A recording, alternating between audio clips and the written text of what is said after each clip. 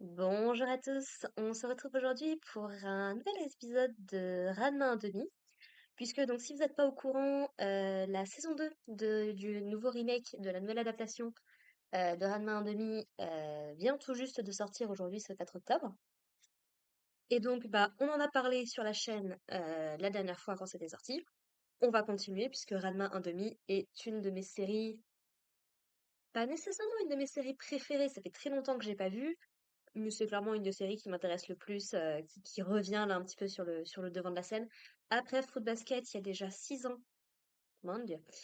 C'est avoir un remake de Ranma pour présenter l'animé à une nouvelle population, franchement, c'est plutôt cool. Voilà. Et puis c'est du Rumiko Takahashi, donc c'est parfait. Et honnêtement, j'ai pas nécessairement l'impression d'avoir vu une saison 2, même s'il y a, je crois, 6 mois qui ont séparé, ou un an, je sais plus, qui ont séparé les deux saisons. J'ai vraiment l'impression de voir une suite. C'est-à-dire que l'animé, l'épisode 1, ne prend même pas le temps d'essayer de réexpliquer un petit peu qui sont les personnages, quelle est la situation, qu'est-ce qui se passe. C'est non, non, direct, on entre dans le vif du sujet, vous connaissez, let's go. Ce qui est pas nécessairement un mal quand on binge-watch l'animé, quand on regarde tout d'un coup. Là, c'est vrai qu'avec avec la temporalité qu'il y a eu, ça aurait... C'est... Comment dire? Il réexplique vite fait le concept de Ranma, mais pas de la même manière qu'en saison 1. Dans en saison 1, on avait vraiment à chaque début d'épisode, alors voilà, ça c'est Ranma Saotome, ça c'est Akane Tendo, ils se sont fiancés, puis mais Ranma il a ce type de problème, ce genre de choses. Là, c'est fait de manière un peu bizarre, un peu déçue à ce niveau-là. Après, l'épisode en lui-même était vraiment vachement cool, puisque arrive dans cet épisode, et je pensais vraiment pas. Je me suis pas relu le manga pour revoir au niveau de l'intrigue quel événement allait arriver avant l'autre. Je savais que ça allait arriver parce que j'ai regardé le trailer, mais je pensais vraiment pas qu'on allait avoir Neko Ranma dans l'épisode 1. Puisque donc ce premier épisode va introduire un nouveau personnage qui s'appelle Goku Genshi, Goku Genshi, quelque chose comme ça, qui est un des élèves de la classe de Ranma et qui, comme beaucoup, c'est pas nouveau, est en crush sur Akane. Sauf que lui, bon, il est pas aussi direct que tous les mecs qui veulent essayer de la taper le matin le matin à l'arrivée au lycée. Non, non, lui, il se contente simplement de la prendre en photo de très très loin. Voilà, c'est rigolo d'ailleurs parce que comme ils ont gardé l'intrigue dans les années 80, il a toujours un appareil photo Polaroid. Ce qui est franchement, ça a l'air vachement pratique pour accrocher les photos ou en faire quelque chose. Pour les ranger, je trouve que c'est plutôt pas mal. Sauf que du coup, bah évidemment, depuis que les fiançailles de Akane et Ranma ont été révélées un petit peu publiques au tout début de l'épisode, au tout début de la série, bah il est comme tous les autres en fait, il est là, il aime pas Ranma, il est pas content, il essaie de se venger autant qu'il peut. Sauf que bah, Ranma a parfaitement conscience qu'il est dans les parages, qu'il ne l'aime pas. Bon, il sait pas nécessairement trop trop bien qui c'est, parce que ce mec-là, on sent que c'est un peu le type de personnage qui reste un peu dans son coin, qui est un peu creepy, les gens s'approchent pas des masses et tout, pas très sociable plutôt. Donc, qui a pas l'air plus dangereux que ça. Alors, c'est joué à la comédie, donc c'est surtout pour ça que je dis ça. Mais il arrive un moment à choper justement un cheveu de Ranma, puisqu'en fait, comme ce mec-là prend des photos d'Akane, il y a un petit peu tous les mecs de la classe de Ranma qui sont là, oh, tu peux m'en vendre une pour tel, pour machin, pour truc. Et en fait, Ranma dit évidemment qu'il comprend pas pourquoi est-ce que les mecs sont intéressés à Akane, puisqu'elle est pas particulièrement belle selon lui, même si mensonge. Et en fait, elle lui balance un rocher, en fait, directement.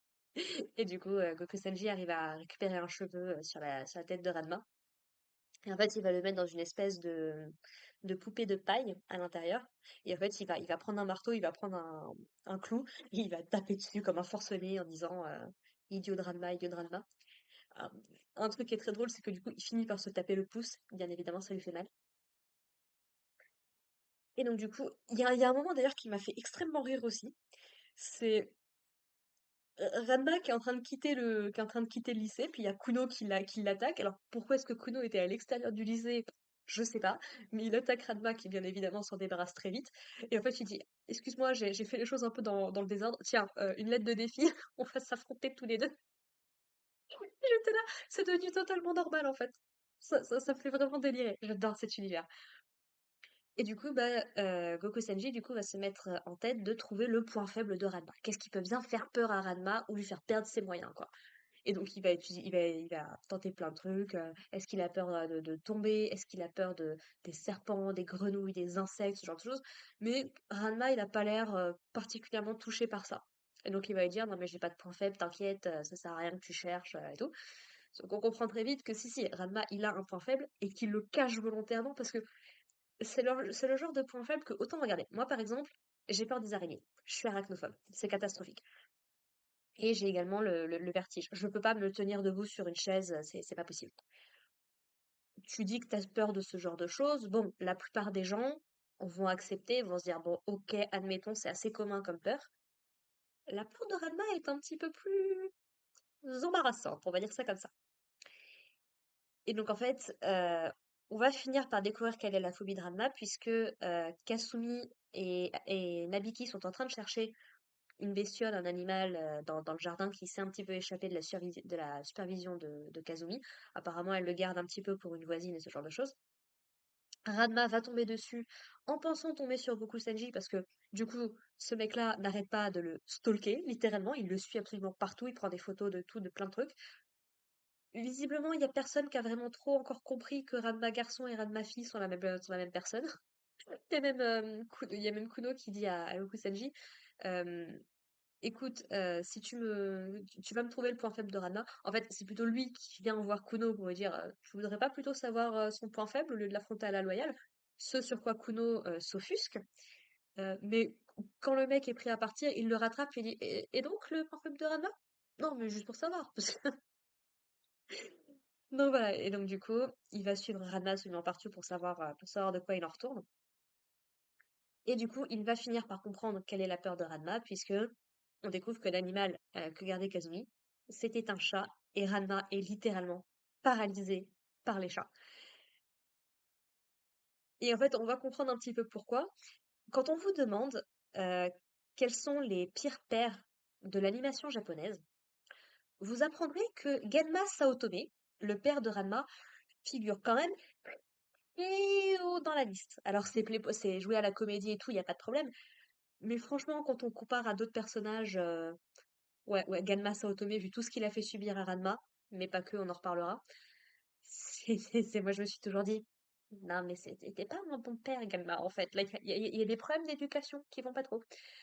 Puisqu'en fait, donc, il a voulu que Ranma apprenne une technique que apparemment lui-même avait pas l'air de maîtriser du tout, en fait, qui est la technique féline. Et en fait, il avait un petit guide, un petit bouquin qui expliquait un petit peu comment faire.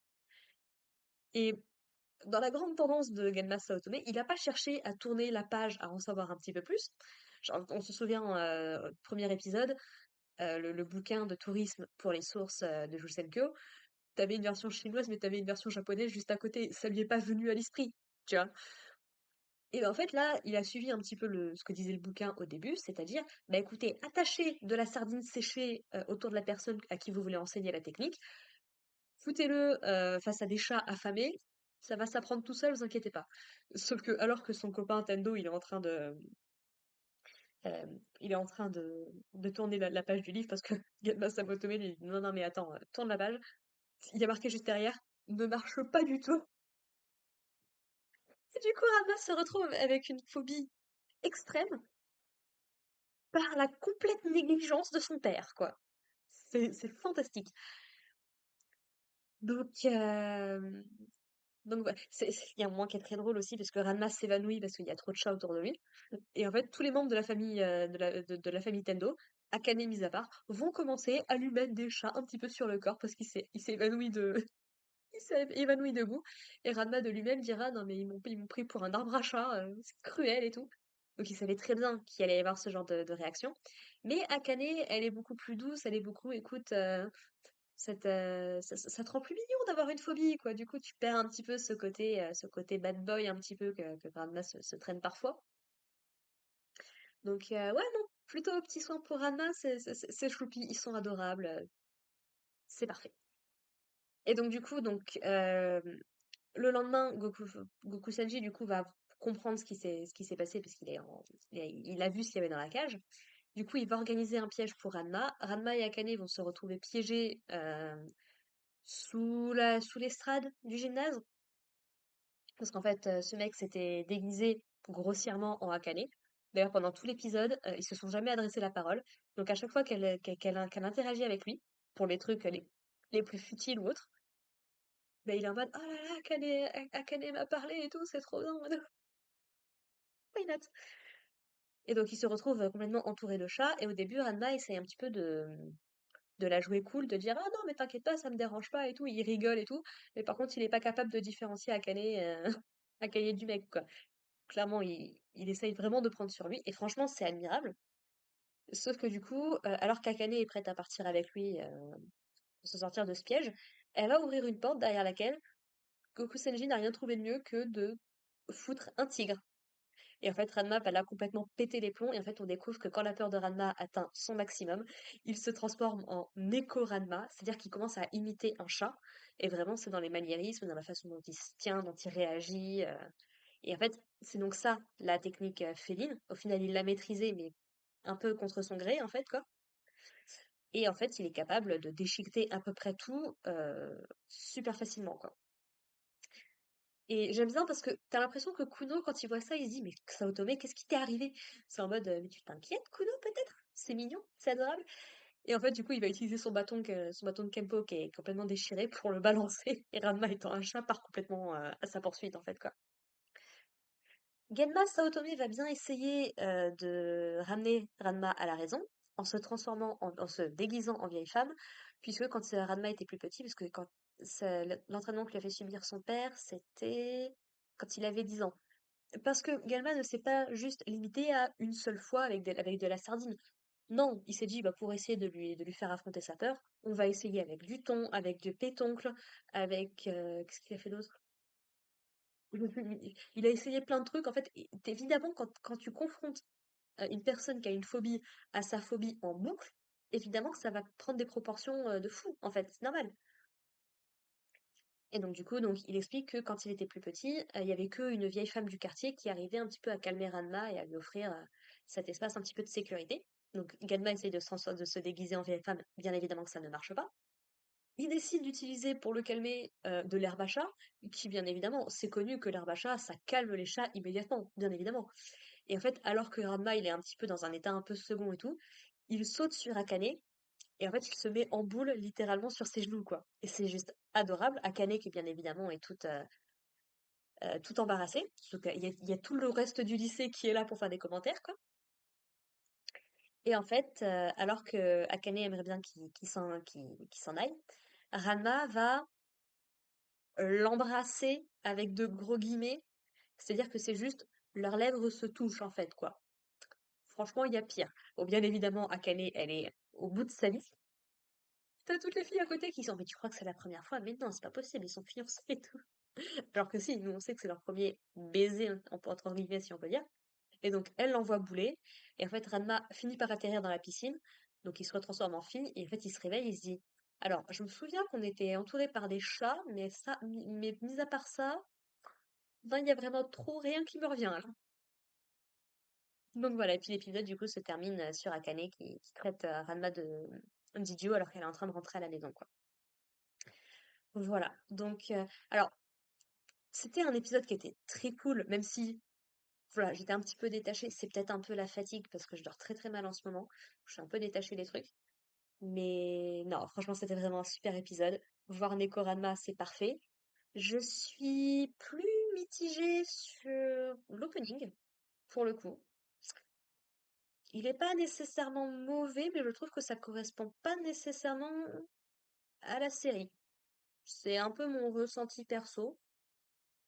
Bon, après, voilà, il est pas mal. Et puis, j'avais tellement aimé le premier que faut aussi le temps que le deuxième se fasse avec les semaines, bien évidemment. Même si, soyons très honnêtes, les openings originaux des années 80 sont les meilleurs, clairement. Donc bon. L'ending, par contre, plutôt sympathique. J'ai bien aimé, j'ai capté la référence directe.